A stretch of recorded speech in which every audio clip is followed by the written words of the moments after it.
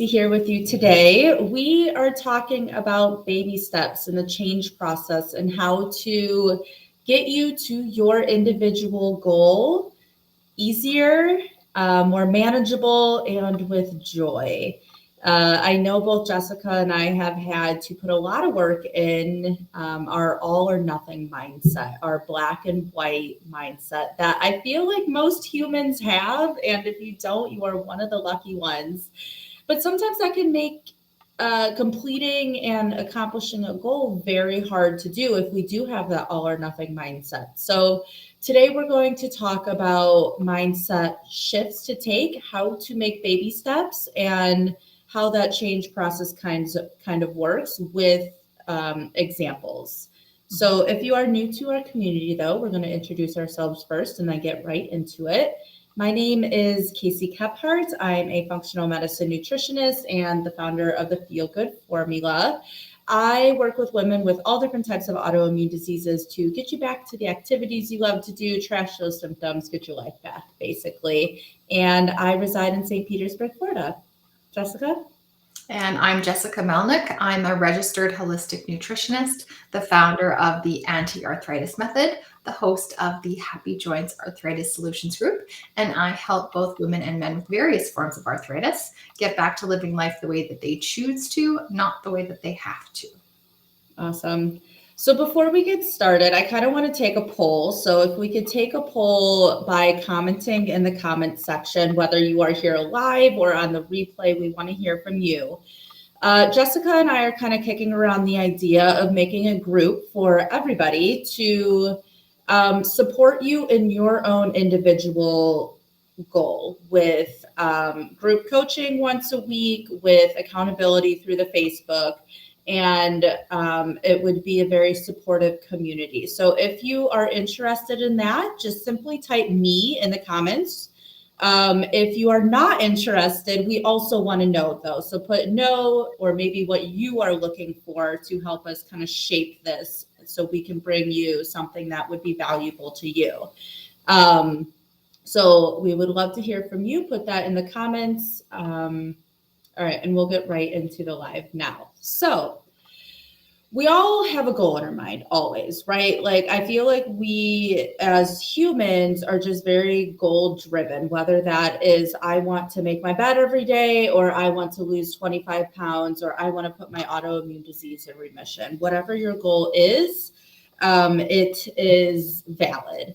So we know we have a goal, but it's getting to that goal and accomplishing that goal that's the real hard part, right? So we often feel like we don't know how to accomplish this goal, and we feel very overwhelmed doing so.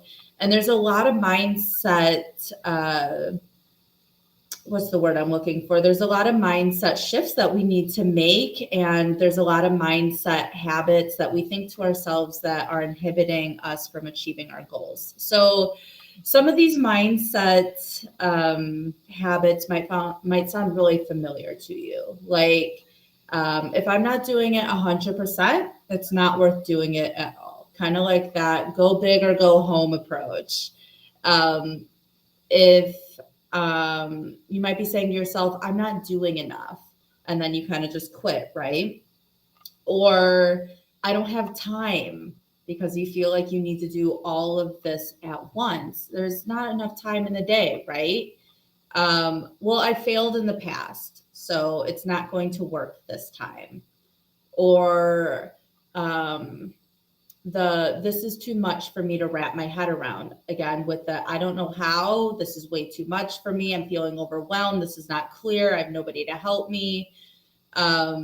So it's that black and white thinking. It's that I don't have enough time, or this is way too much, I can't do it all at once. Whatever it is, we've all had that thought process, I'm sure.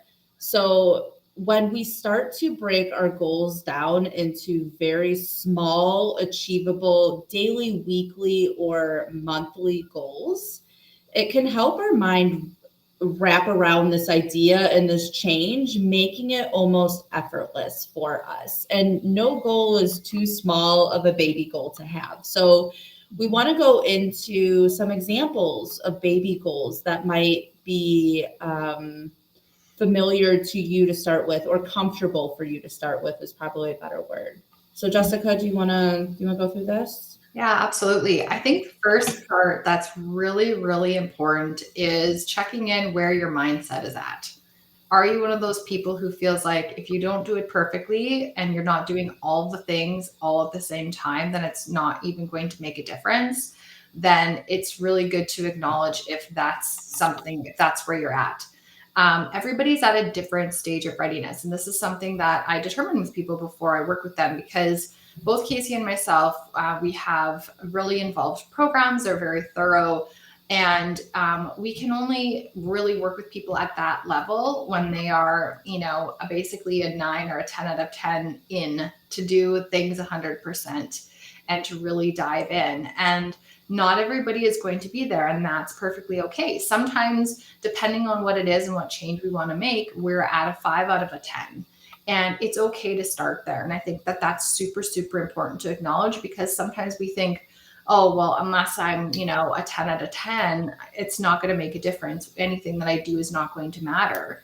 And that's simply not true. If you're a 5 out of a 10 where, you're curious about making changes in your nutrition or your lifestyle to improve your health, but, you're just not ready to take on a major challenge, but you can still make some small changes, and they are going to add up over time. So, for example, I always have my clients start off by writing down, what is their goal? Like, how do they want to feel? What do they want to be able to do again?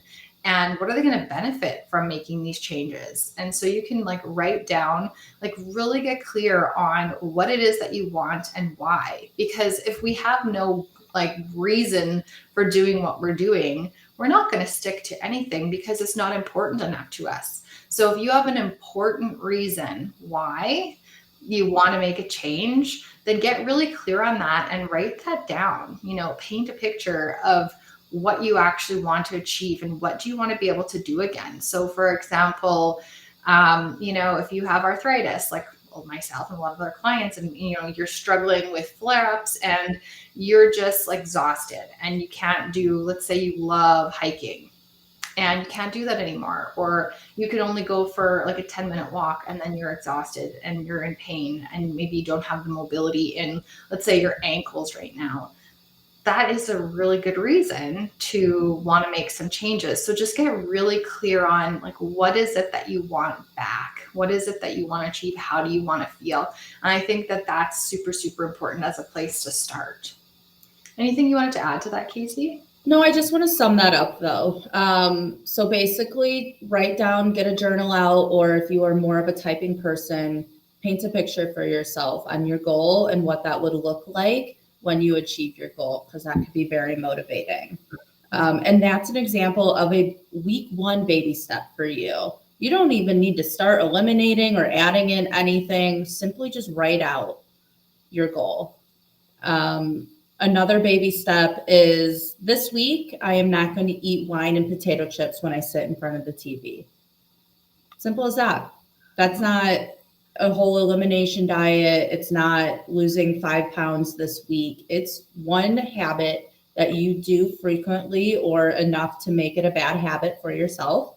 And it's just focusing on that. Yeah. And then maybe week 2, you're going to be like, okay, I kind of miss my potato chips, but maybe I'm going to try some kale chips. Maybe I'm going to try to make them on my own. I actually made some last night and it was super easy and they turned out really good. Maybe you want to be like, hey, I heard this collagen or bone broth is really good for me. Maybe I should try one of those, and get yourself to your health food store and ask for help picking out a good quality version, and figure out, okay, well, how can I add this in to my diet? Yeah. And week 1 and week 2 are building off each other. So if you feel that 1 week, 5 to 7 days is not enough for you, make it a week and a half, make it 10 days, make it 14 days. Go on your pace though. That's the whole point of this baby step process, is that it's feeling comfortable for you. So then let's say week 3, we're going to do an extra lap on our walk. So if you're still trying to get that nutrition down for yourself, Week 3 can be a baby goal on a movement goal or anything else that will help inspire you to keep going. Week 4, I'm going to get 3 servings of veggies in a day. That's it. That's fine. Again, we're building on each week, but keep the pace where it's comfortable for you. And I like that it's, it doesn't necessarily have to be about taking something away. No. Like maybe one of your ultimate goals is like, you're like, oh, I know that gluten is not my friend. So I know that I need to get it out of my diet. But like maybe instead of having, okay, well, 100% gluten-free everything, maybe it's like, depending on what you're eating, if you're having like, toast or Weetabix for breakfast in the morning and a sandwich for lunch, and you're having, I don't know what else would have gluten in it for dinner. Just like maybe you're like, okay, I'm going to start off by taking out one meal, like just one meal a day. I'm going to make it gluten-free. I'm going to figure out how to make myself gluten-free breakfast that I like. I'm going to look up recipes and I'm going to go grocery shopping and I'm going to make these new recipes. And so I can have gluten-free breakfast. Start there. Like it doesn't have to be all or nothing. It doesn't have to be everything. Yep. So yeah, whatever it is that you really like you need to do. And if you have to break it down into like smaller achievable bits, then start there. Like I said, you don't want to, if you can't do all 3 meals gluten-free, start with one. Yeah. Go from there and build on it. Yeah, definitely. I think we're getting the gist here of just start with something and build on it and make those habits stick for yourself at the pace for you. And me, I'm the type of person that would need to write down all of my baby steps that I want to do and like the timeline of it. And it can be adjusted as needed, but that's what I would do if I'm starting my baby step process is write down all the baby steps, put them in an order that I like and feels good for me, start a timeline and do that. I'm very type A though. Type Bs out there might be like, this is the one step I'm starting with and I'll figure it out when we get to day 6. And that's okay. This is very individualized. As long as you're doing something to get you closer to your goal, that is the most important step here. Something is always better than nothing. So when we can prove to ourselves that we can accomplish the small baby goal that we set, it brings confidence within ourselves and it makes us more confident that we can achieve the next baby goal and the next baby goal and our end goal. We have more confidence in getting there and we want to keep making these small goals or maybe even larger goals. We want to keep this process going and maybe hire a coach and maybe get more extra support and maybe go 100% in on it and make it just, I don't know where I'm going with this. I'm going to stop there because I'm going on a rant. But we want to bring confidence into ourselves and our life. And we do that by following through with our baby goals. Yeah, Jessica. Absolutely. And I guess the one thing I would add, and I always tell my clients this, our brains are always going to try to get us to go back to what is comfortable. Mm-hmm. So whenever we start to make changes, our brain's going to trick us into thinking that this is not good because it's uncomfortable. And it's always going to try to direct us towards pleasure and away from pain. So as long as you're aware that as soon as you start making changes, your brain is going to resist. Yeah. It doesn't mean that you're not disciplined. It doesn't mean that you're not lazy. It doesn't mean that you don't have the motivation. It just means that you have a human brain. And that's going to happen. And you just have to accept that and just proceed regardless. And you'll get there. And like Casey said, when you have those little changes that you stick to, it's going to build confidence. You're going to see, oh, I'm the type of person who can make these changes. Mm-hmm. And you know what? And if you don't do 100% of your goal for like that week, you're still making progress. If you did it at 6 out of 7 days or 5 out of 7 days, or if you like halfway through you break your goal, well, but keep going,